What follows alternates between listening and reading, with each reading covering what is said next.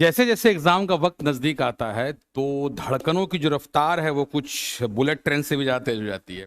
और ऐसे में अगर हमारे पास एक ऐसा एग्जाम हो जो साल भर में एक बार होने वाला और कंपटीशन का लेवल भैया नेक्स्ट लेवल हो कि 650 नंबर लाकर भी आदमी चैन से ना सोए कि भैया क्या शायद सिलेक्शन होगा कि नहीं। ऐसे में क्वेश्चंस का सिलेक्शन और लास्ट मोमेंट पर रिवीजन ये बहुत इंपॉर्टेंट रोल प्ले करता है।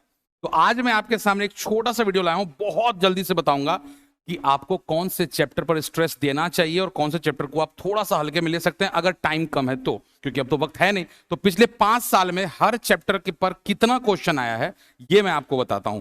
और चलिए चलते हैं नीट के एग्जाम के आधार पर। ये जो आपके सामने एक छोटी सी लिस्ट है, ध्यान से देखिए। मोल कॉन्सेप्ट करके जो आपका पहला बेसिक चैप्टर है उस पर पिछले 5 साल में 5 क्वेश्चंस पूछे गए हैं। तो आप एवरेज समझ लीजिए कि हर साल उस पर एक क्वेश्चन पूछा जाता है। एटॉमिक स्ट्रक्चर से 7 क्वेश्चन पूछे गए हैं, तो आप समझिए कि एक एवरेज है, कभी कभी 2 भी पूछ सकता है और एक क्वेश्चन तो कंपलसरी है।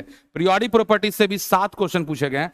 केमिकल बॉन्डिंग ये एक बहुत बड़ा चैप्टर और इससे 11 क्वेश्चन पूछे गए, यानी कि एवरेज लगा लीजिए हर साल 2 क्वेश्चन तो कम से कम इस पर आता ही आता है।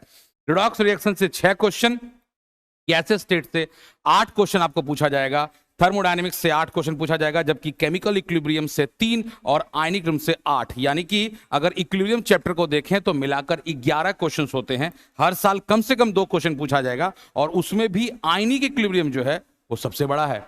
इस पर यहां पर मैं एक चीज बता दूं, अभी इस वीडियो में मैं ये बता रहा हूं कि कौन से चैप्टर पर कितना क्वेश्चन आया है। नेक्स्ट में बताऊंगा चैप्टर वाइज कि कौन सा टॉपिक आपको करना चाहिए जिससे कि आपको बहुत ज्यादा फायदा मिलेगा। आईयूपीएससी नोमेनक्लेचर पर 4 क्वेश्चन पिछले 5 साल में पूछा गया, यानी कि औसतन 1 क्वेश्चन हर साल पूछा जाता है। आइसोमेरिज्म पर 2, यानी कि कुछ खास नहीं है, कभी कभी पूछते हैं कभी नहीं पूछते। जीओसी जो कि बहुत बड़ा सेगमेंट है उस पर 5 क्वेश्चन, यानी हर साल 1 क्वेश्चन आएगा। हाइड्रोकार्बन से 9 क्वेश्चन, भाई साहब 9 क्वेश्चन पूछे जाते हैं, यानी हर बार 2 क्वेश्चन तो कम से कम है। कर लो इसको बढ़िया से। एरोमेटिक कंपाउंड से 4, यानी कि 9 क्वेश्चन हाइड्रोकार्बन और 4 हो गए एरोमेटिक, यानी 13 क्वेश्चन सिर्फ वो 11th वाले हाइड्रोकार्बन सेगमेंट से आ रहा है, एरोमेटिक एलिफेटिक मिलाकर।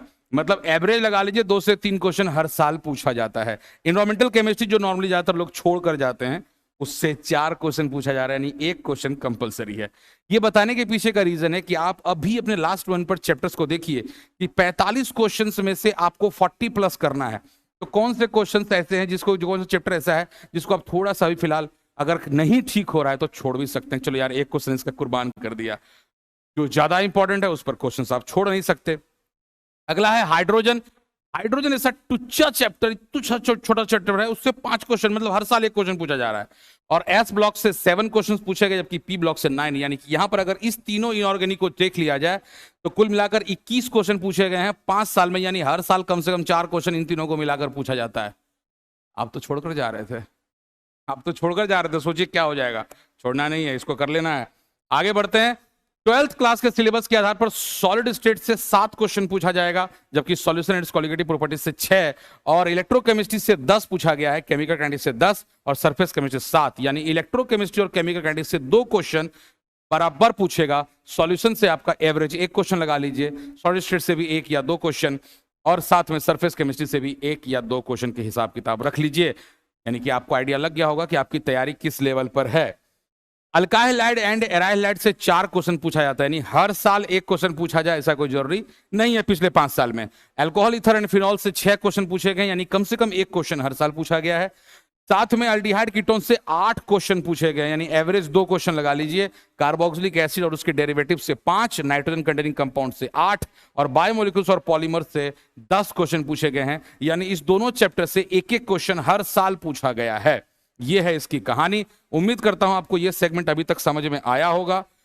POC and chemistry in everyday life के आधार पर 7 क्वेश्चन पूछे गए हैं, जबकि पी ब्लॉक सिर्फ 12th का पी ब्लॉक जो है उससे 11 क्वेश्चन पूछे गए हैं। बहुत बड़ा सेगमेंट है, आप छोड़कर नहीं जा सकते। 2 क्वेश्चन एवरेज आ रहा है। डीएनए ब्लॉक से 8 क्वेश्चन, मेटलर्जी से 6 और क्वालिटेटिव एनालिसिस से 10 क्वेश्चन पूछे गए, यानी 2 क्वेश्चन इससे भी पूछा गया है। तो ये थी कहानी इन सारे चैप्टर्स की जिस पर की क्वेश्चंस पूछा जा चुका है। आज के इस वीडियो में बस इतना ही। अगले सेगमेंट में आपको मैं चैप्टर वाइज बताऊंगा कि कैसे हर चैप्टर से किस टॉपिक को आप देखकर जा सकते हैं। क्विक रिवीजन के लिए बहुत ही सही रहेगा। Have a nice day.